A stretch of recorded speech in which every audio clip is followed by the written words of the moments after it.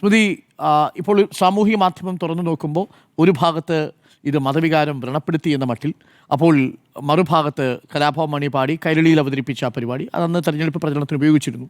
സമാനമായ ട്യൂണിലുള്ള മറ്റൊരു പാരഡി ഗാനം അങ്ങനെ ഇപ്പോൾ കൊഴുക്കുകയാണ് സോഷ്യൽ മീഡിയയിൽ. അതിനിടയിലാണ് ഇപ്പോൾ ഒരു പോലീസ് കേസ് വന്നിരിക്കുന്നത്. പാരഡിയിൽ ഇരട്ടത്താപ്പ്. പാരഡിയിൽ ഇരട്ടത്താപ്പാണ്, CPM-ന് ഇരട്ടത്താപ്പാണ് എന്നുള്ളതാണ്. സർക്കാരിന് ഇരട്ടത്താപ്പുണ്ടോ എന്നുള്ളത് അറിയേണ്ടിയിരിക്കുന്നു. സർക്കാർ എടുക്കാൻ പോകുന്ന നിലപാട് എന്താണ് എന്നറിയേണ്ടതുണ്ട്. ഒന്നാമത്, ഈ പാരഡിയൊക്കെ തെരഞ്ഞെടുപ്പ് കാലത്ത് അതത് രാഷ്ട്രീയ സംഭവവികാസങ്ങളെ, അതത് കാലത്തെ രാഷ്ട്രീയ വിവാദങ്ങളെയൊക്കെ ആസ്പദമാക്കിയിട്ടാണ് എല്ലാ കാലത്തും പാരഡികൾ ഉണ്ടായിട്ടുള്ളത്. അത് വിവിധ നേതാക്കളെ കേന്ദ്രീകരിച്ചാകാം, വിവിധ പാർട്ടികളെ കേന്ദ്രീകരിച്ചാകാം. അത് ചിലപ്പോൾ അതിൻ്റെ എല്ലാ സീമകളും ലംഘിച്ച് നമ്മളിപ്പോൾ പറയുന്ന രാഷ്ട്രീയ ശരികളിൽ നിന്നൊക്കെ കടന്ന് നമ്മൾ അയ്യോ ഇതെന്താണ് ഈ പറയുന്നത് എന്ന് തോന്നിക്കുന്ന രീതിയിലുള്ള പാട്ടുകൾ 5 വർഷം മുൻപ് വരെ പാടിയതിൻ്റെ ഉദാഹരണം നമ്മുടെ മുന്നിലുണ്ട്. തിരുവനന്തപുരം സിറ്റി സൈബർ പോലീസ് ഇപ്പോൾ ഇതിൽ കേസ് എടുത്തിരിക്കുന്നു. ശരി, അപ്പോൾ പോലീസിൽ പരാതി വന്നു, കേസ് എടുത്തിരിക്കുന്നു. അപ്പോൾ DGPക്ക് കൊടുത്ത പരാതി DGP പോലീസിൽ കൈമാറിയിരിക്കുന്നു. അങ്ങനെ കൈമാറാനുള്ള കേസുണ്ടോ എന്നുള്ളതാണ് യഥാർത്ഥത്തിലുള്ള ചോദ്യം. അപ്പോൾ അത് കൈമാറുന്നത് എന്തുകൊണ്ടാണെന്ന് വെച്ചാൽ, ഇപ്പോൾ ഭരണപക്ഷ പാർട്ടി ആ നിലപാടെടുക്കുന്നു എന്നുകൊണ്ടാണെന്ന് ഞാൻ മനസ്സിലാക്കുന്നത്. ഇത് ദക്ഷിണേന്ത്യൻ ഭക്തിഗാന ചരിത്രത്തിലെ അമരക്കാരനായ K. വീരമണി രചിച്ച പള്ളിക്കെട്ട് ശബരിമലയ്ക്ക് എന്ന ഭക്തിഗാനത്തിൻ്റെ ഈണത്തിൽ തയ്യാറാക്കിയ പാട്ടാണ്.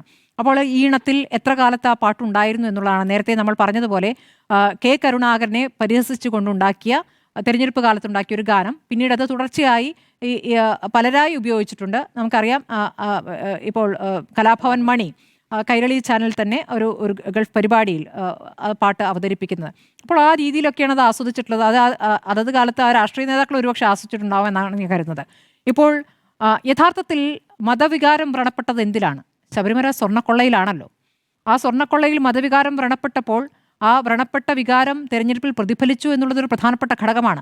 ഇപ്പോൾ കോൺഗ്രസ് അതിനെ ഉയർത്തിക്കൊണ്ട് ഇപ്പോൾ തെരഞ്ഞെടുപ്പ് വിധിക്ക് ശേഷം ശബരിമല സ്വർണ്ണക്കൊള്ള വല്ലാതെ ബാധിച്ചു എന്ന് പറയുമ്പോൾ അതിലേക്ക് കോൺഗ്രസ് ചുരുങ്ങുന്നു എന്നൊരു അഭിപ്രായം എനിക്കുണ്ട്. കാരണം ഭരണവുമായി ബന്ധപ്പെട്ട ഭരണവിരുദ്ധ വികാരം ശക്തമായിട്ടുണ്ട്. അപ്പോൾ അതുമായി ബന്ധപ്പെട്ട കാര്യങ്ങളിൽ ഊന്നാതെ നേരെ ശബരിമലയിലേക്ക് തന്നെ ആദ്യം തന്നെ പറയുന്ന പ്രതികരണം അതായി പോകുന്നു ചില നേതാക്കളെങ്കിലും എന്നുള്ള ഒരു വിമർശനം എനിക്കുണ്ട്. പക്ഷേ അതിൻ്റെ ഭാഗമായിട്ട് ഈ പാരഡി അത് ആദ്യം തന്നെ PC വിഷ്ണുനാഥ് അത് പാടിയതിന് ശേഷമാണല്ലോ പിന്നീട് അതിൻ്റെ ഒരു വിവാദത്തിലേക്ക് കടക്കുന്നത്. തിരഞ്ഞെടുപ്പിൽ ഈ പാട്ടുണ്ടായിരുന്നു, നമ്മളത് അങ്ങനെ ശ്രദ്ധിച്ചിട്ടുണ്ടാകില്ല. പക്ഷേ PC വിഷ്ണുനാഥ് വിധിക്ക് ശേഷം ആ പാട്ട് പാടിയപ്പോഴാണ് സ്വർണം കട്ടവൻ ആരപ്പ സഖാക്കളാണേ എന്ന് പറയുന്നിടത്താണ് സഖാക്കളാണ് സ്വർണം കട്ടത് എന്ന പാട്ട് അതിങ്ങനെ ഓരോ വോട്ടർമാരുടെയും മനസ്സിലേക്ക് ആഴത്തിൽ കൊണ്ട് അതാണ് പാർട്ടിയുടെ വിലയിരുത്തൽ. പുറത്തേക്ക് നമുക്കറിയാം, പാർട്ടി സെക്രട്ടറി പറഞ്ഞത് എന്താണ്? ശബരിമല സ്വർണ്ണക്കൊള്ള ബാധിച്ചിട്ടുണ്ടോ അത് പരിശോധിക്കുമെന്നാണ് പറഞ്ഞത്. പുറത്തേക്ക് അത് പറഞ്ഞിട്ടില്ല. പക്ഷേ പാർട്ടിക്കകത്ത് നടത്തിയ ചർച്ചയിൽ അത് കൃത്യമായി പ്രതിഫലിച്ചിട്ടുണ്ട് എന്ന് തന്നെ വിലയിരുത്തലാണ് ഉണ്ടായിട്ടുള്ളത്. അപ്പോൾ ഈ പാരഡി ഗാനം അങ്ങനെ വലിയ സ്വാധീനം ചെലുത്തി എന്ന് പറയുമ്പോൾ അതിലേക്കൊക്കെ പാർട്ടി ഊന്നിക്കൊണ്ട് വലിയ ചർച്ചകളിലേക്കും അതിൽ ശക്തമായ പ്രതികരണത്തിലേക്കൊക്കെ പോകുന്നത് പരിഹാസ്യമാണ് എന്നൊരു അഭിപ്രായമുണ്ട്. വിശ്വാസവുമായി ബന്ധപ്പെട്ടൊക്കെ CPM എടുത്തിരുന്ന ഒരു നിലപാടുണ്ട്. ആ നിലപാട് എന്തായിരുന്നു നേരത്തെ നമ്മൾ കണ്ടിട്ടുള്ളതാണ്. മുമ്പ് തെരഞ്ഞെടുപ്പിൽ ദൈവനാമത്തിൽ സത്യവാചകം ചൊല്ലിയതിന് പാർട്ടി സംസ്ഥാന കമ്മിറ്റിയിൽ തന്നെ ചില നേതാക്കളെ വിമർശിച്ച സാഹചര്യം ഉണ്ടായിട്ടുണ്ട്. MM മോനായി, ഐഷ പോറ്റി എന്നിവരെ അന്ന് പാർട്ടി സെക്രട്ടറി പിണറായി വിജയൻ ശാസിച്ചിട്ടുണ്ട്. സഖാക്കൾ രഹസ്യമാക്കി വെച്ചിരുന്ന ദൈവവിശ്വാസം പരസ്യമായി പ്രകടിപ്പിച്ച് പാർട്ടി അപമാനിക്കാൻ ഒരു പ്രയാസവും ഉണ്ടായില്ല എന്നായിരുന്നു അന്ന് സംസ്ഥാന കമ്മിറ്റിയിലെ വിലയിരുത്തൽ. ഒന്ന് ആലോചിച്ച് നോക്കൂ. സംസ്ഥാന സംഘടനാ രേഖയുടെ 9ാം ഖണ്ഡികയിലെ 7ാം വരിയിൽ തന്നെ അത് കൃത്യമായി പറയുന്നു. പിന്നെ നമുക്കറിയാം, 2013 നവംബറിൽ പാലക്കാട് CPM പ്ലീനത്തിലെ പ്രധാന തീരുമാനങ്ങളിൽ ഒന്നായിട്ട് വന്നിട്ടുള്ളത് വിശ്വാസാചാരങ്ങൾ അനുഷ്ഠിക്കുന്നത് വൈരുദ്ധ്യാത്മക ഭൗതികവാദത്തിന് എതിരാണ് എന്നതാണ്. അപ്പോൾ ഇതൊക്കെ അവിടെ നിൽക്കുമ്പോഴും അതിൽ നിന്നൊക്കെ മാറി ഇപ്പോൾ CPM വേറെ രൂപത്തിലേക്ക് മാറിയിരിക്കുന്നു എന്നുള്ള കാര്യം നമുക്കറിയാവുന്നതാണ്. 2013 എത്രയോ വെള്ളം ഒഴുകിപ്പോയിരിക്കുന്നു 2025 ആവുമ്പോഴേക്ക്. അപ്പോൾ ഇപ്പോഴെന്താണ് വിശ്വാസം മതവികാരം വ്രണപ്പെടുന്നത് അത് ഏറ്റെടുത്തുകൊണ്ട് അതിൽ വ്രണപ്പെട്ട് CPM രംഗത്ത് വരുന്നു എന്നുള്ളതാണ് പരിഹാസമാവുന്ന ഒരു കാര്യം. അതൊരു പരാതി വന്നു, ആ പരാതി അങ്ങോട്ട് പോകട്ടെ, അതിൽ ഞങ്ങൾക്ക് അതിൽ റോളില്ല എന്ന രൂപത്തിൽ മാറി നിൽക്കുകയാണെങ്കിൽ കുഴപ്പമില്ല. പക്ഷേ പത്തനംതിട്ട ജില്ലാ സെക്രട്ടറി ഇന്ന് ആവർത്തിച്ച് പറഞ്ഞിരിക്കുന്നത് ശക്തമായ നടപടി വേണം എന്നുള്ളതാണ്. അപ്പോൾ ആ പാട്ട് ശക്തമായ നടപടി വേണം എന്ന് പറയുമ്പോൾ നമുക്കറിയാം, തിരുവാഭരണ പാത സംരക്ഷണ സമിതി ജനറൽ സെക്രട്ടറി പ്രസാദ് കുഴിക്കാലിയാണ് DGPക്ക് പരാതി നൽകിയത്. ശബരിമല തിരുവാഭരണ സംരക്ഷണ പാത സംരക്ഷണം. ഓക്കെ, അപ്പോൾ അതിൽ തന്നെ ഈ പരാതിക്ക് ശേഷം ആ സമിതിയുടെ തന്നെ മറ്റൊരു അംഗം വന്ന് പറയുന്നു ഇദ്ദേഹം ഞങ്ങളിൽ പെട്ടതല്ല, അത് 2ആയിരിക്കുന്നു. അപ്പോൾ പാത തന്നെ 2ആയിട്ടുണ്ട്. അപ്പോൾ ആ ഒരു പരാതിയിൽ തന്നെ ഒരു സംശയമുണ്ട് എന്നുള്ളതാണ്.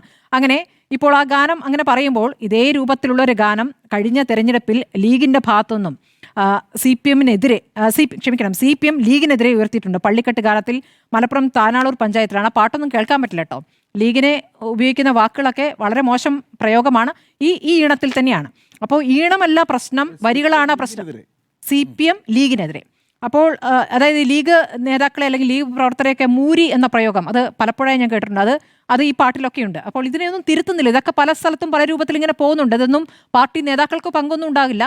ഒരു സ്ഥലത്ത് പാട്ട് എഴുതാൻ ഏൽപ്പിക്കുന്നു, പാട്ട് നല്ല പുതിയ പാട്ടിൻ്റെ അല്ലെങ്കിൽ പുതിയ സിനിമാ ഗാനങ്ങളുടെ ഈണത്തിലാകാൻ ആവശ്യപ്പെടുന്നു. അതിലെ വരികളെല്ലാം സൂക്ഷ്മമായി പരിശോധിച്ച് സെൻസർ ചെയ്ത് വിടുന്ന രീതിയൊന്നും അവിടെ ഇല്ലാത്തതുകൊണ്ട് അതങ്ങനെ സംഭവിക്കുന്നുണ്ട്. അതിൽ പാർട്ടി നേതാക്കൾക്ക് പങ്കൊന്നുമില്ല. പക്ഷേ അപ്പോൾ അതൊരു പ്രധാനപ്പെട്ട വിഷയമാണ്. ഇനി പത്തനംതിട്ടയിലോ, ഇനി തെരഞ്ഞെടുപ്പാനന്തരം പാർട്ടി സെക്രട്ടറി വാർത്താസമ്മേളനം നടത്തിയല്ലോ. അന്ന് അദ്ദേഹം പറഞ്ഞ എന്താണ്, BJPക്ക് അങ്ങനെ വലിയ നേട്ടമുണ്ടായിട്ടില്ല എന്ന് കണക്കുകൾ നോക്കുമ്പോൾ ശരിയാണ്. കഴിഞ്ഞ തവണത്തെ വെച്ച് നോക്കുമ്പോൾ അങ്ങനെ നേട്ടമുണ്ടായിട്ടില്ല. BJPയുടെ നേട്ടമല്ലല്ലോ, ശബരിമല സ്വർണ്ണക്കൊള്ള ബാധിച്ചു എന്നുള്ളതാണല്ലോ. പത്തനംതിട്ടയിൽ എന്താണ് പറയുന്നത്? പത്തനംതിട്ടയിൽ പന്തളത്ത് LDFന് വിജയം നേടിയെന്ന് പറയുന്നു. അത് ശരിയാണ്, പന്തളത്ത് ജയിച്ചിരിക്കുന്നു. അത് അവിടെ NDA തോൽപ്പിച്ച് LDF നേടി പന്തളം. പക്ഷേ ശബരിമല വാർഡിൽ UDF പിന്നെ ഉൾപ്പെടുന്ന അടുത്ത പഞ്ചായത്ത് പെരുന്നാട് പഞ്ചായത്തുണ്ടല്ലോ, പെരുന്നാട് പഞ്ചായത്താണ് രണ്ടാമതായി നേടിയത് പറയുന്നത്. അതെങ്ങനെയാണ് നേടിയത്? പെരുന്നാട് പഞ്ചായത്തിൽ UDFനും LDFനും ഒരേ വോട്ടാണ്, 268 വോട്ട്. എന്നിട്ട് ടോസിലൂടെയാണ് LDF വിജയിച്ചത്. ബാക്കി എല്ലായിടത്തും ഗ്രാമപഞ്ചായത്ത്, ജില്ലാ പഞ്ചായത്ത് എല്ലാം പോയിട്ടുണ്ട്.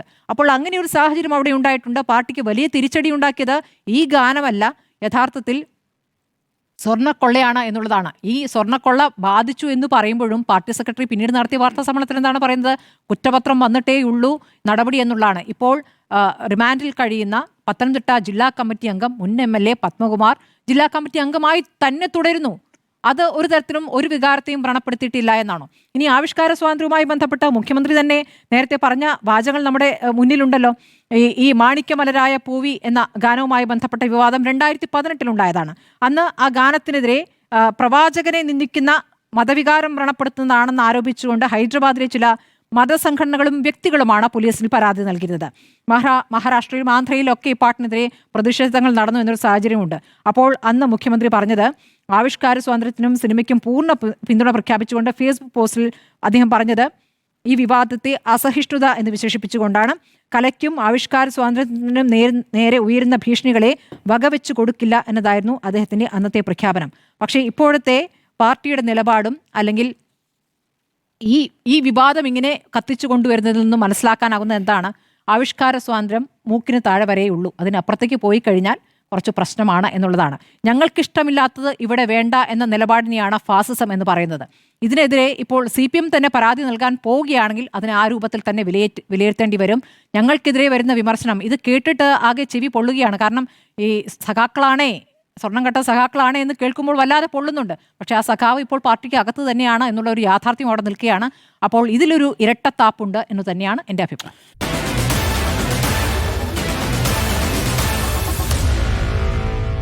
Meet the editors.